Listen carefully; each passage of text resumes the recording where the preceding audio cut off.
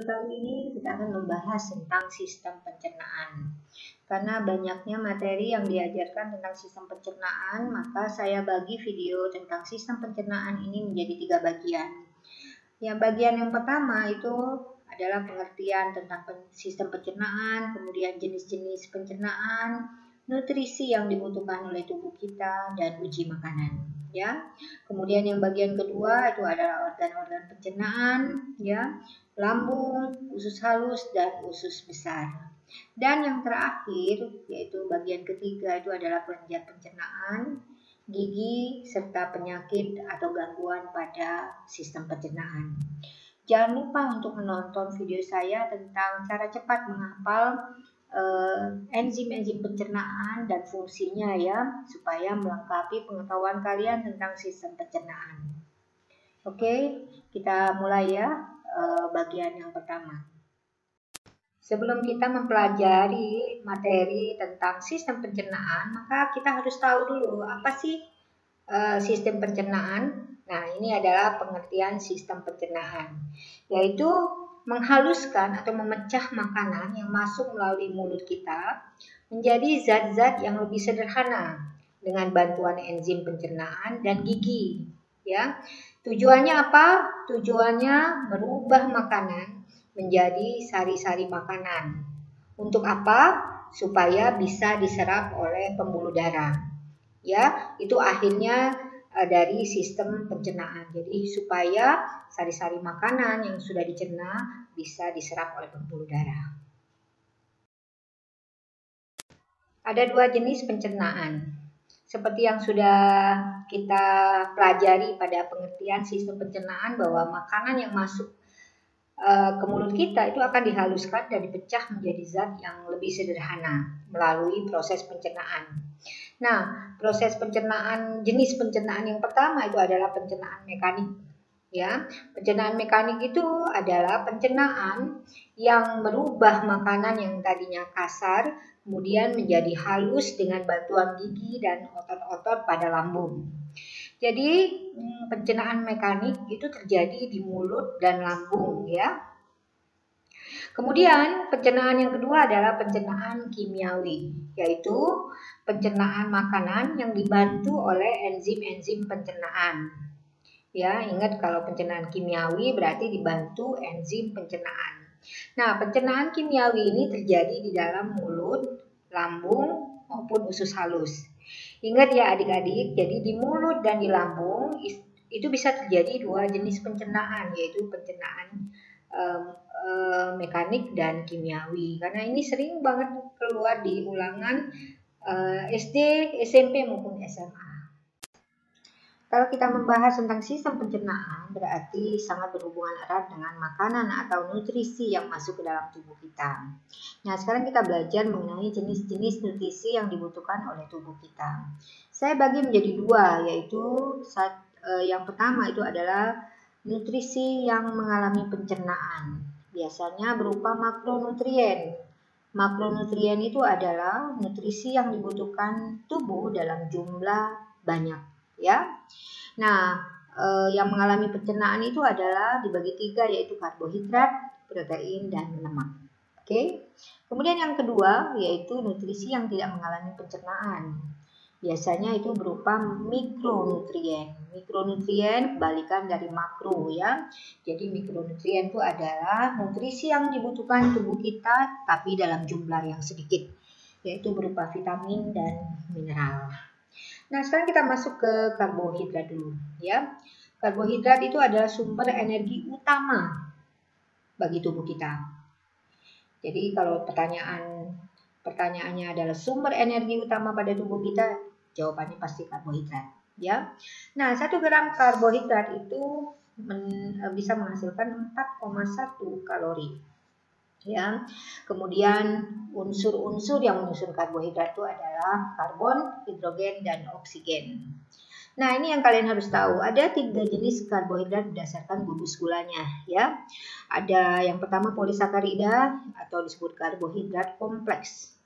Contohnya adalah amilum atau kita bilang pati, ya.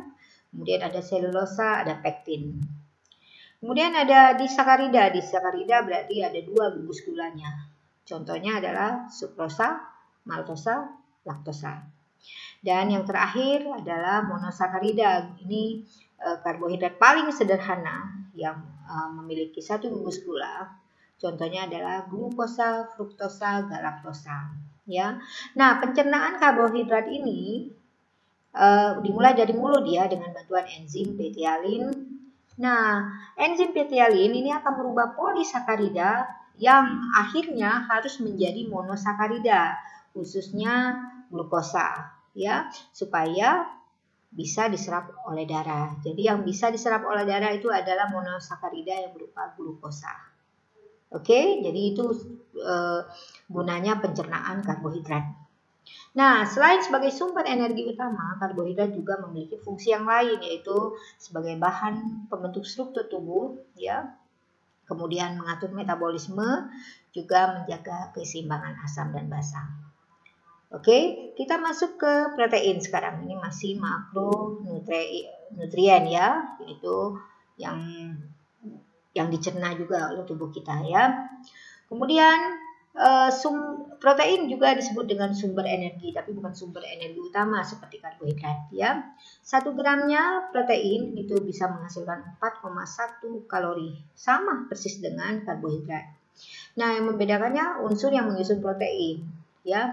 Kalau unsur yang menyusun karbohidrat, karbon, hidrogen, oksigen, itu juga menyusun protein, tapi ditambah dengan nitrogen, kemudian ditambah dengan sulfur dan fluor ya.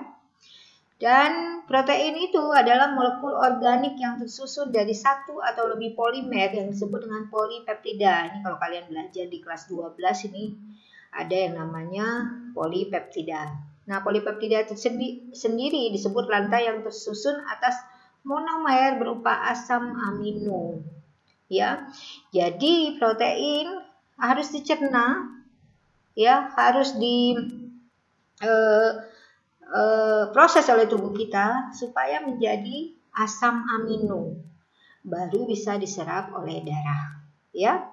Nah, ada 20 jenis asam amino yang bisa membentuk protein, yaitu asam amino esensial, ini asam amino yang tidak bisa dibentuk oleh tubuh kita.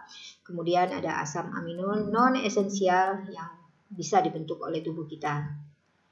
Selain sebagai sumber energi, protein juga berfungsi sebagai zat pembangun tubuh, memperbaiki sel dan jaringan yang rusak, komponen antibodi. Kalau dia sebagai komponen antibodi berarti protein sangat berfungsi sebagai imunitas tubuh ya.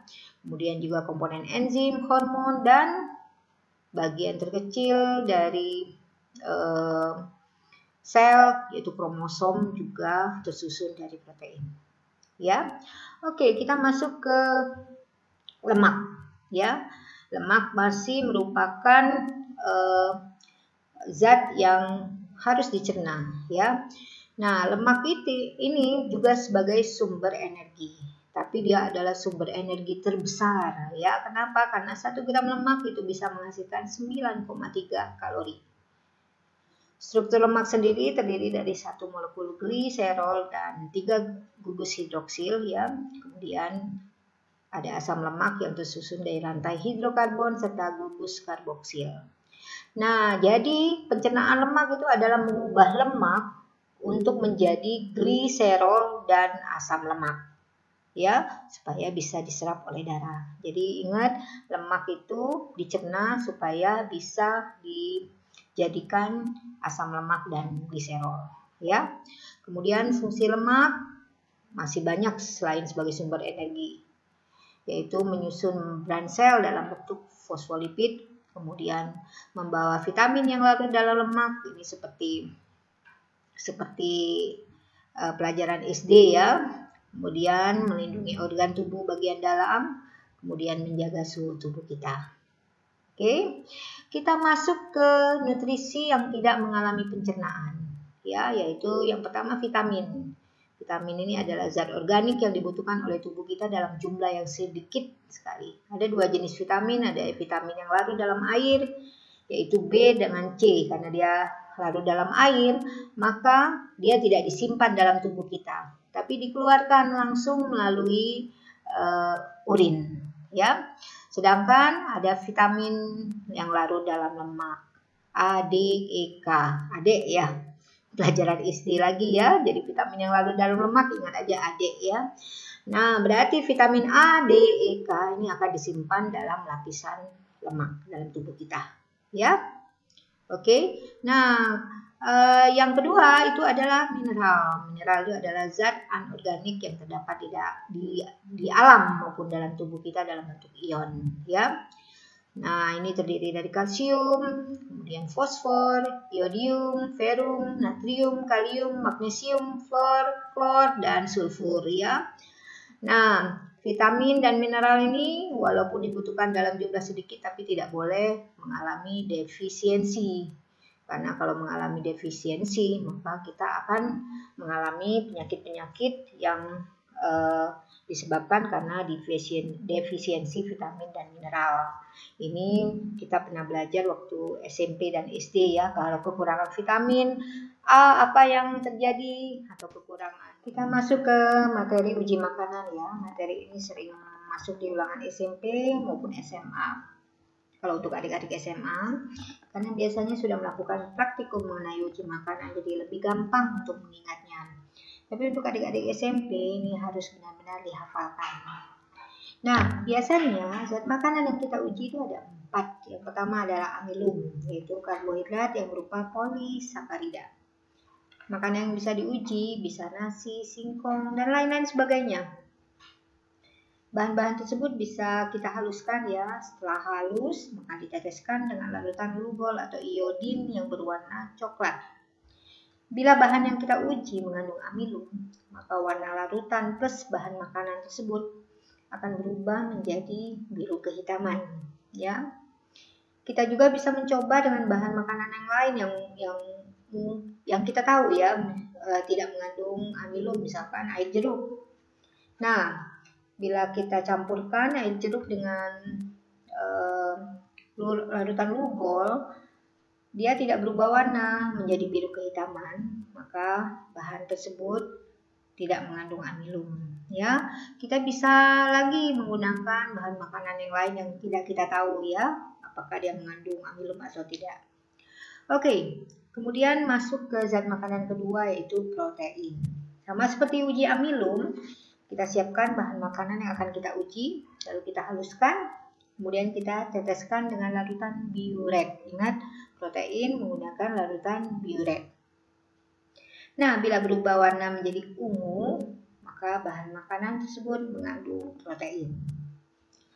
Uji makanan ketiga itu adalah zat glukosa, yaitu karbohidrat yang berupa monosakarida.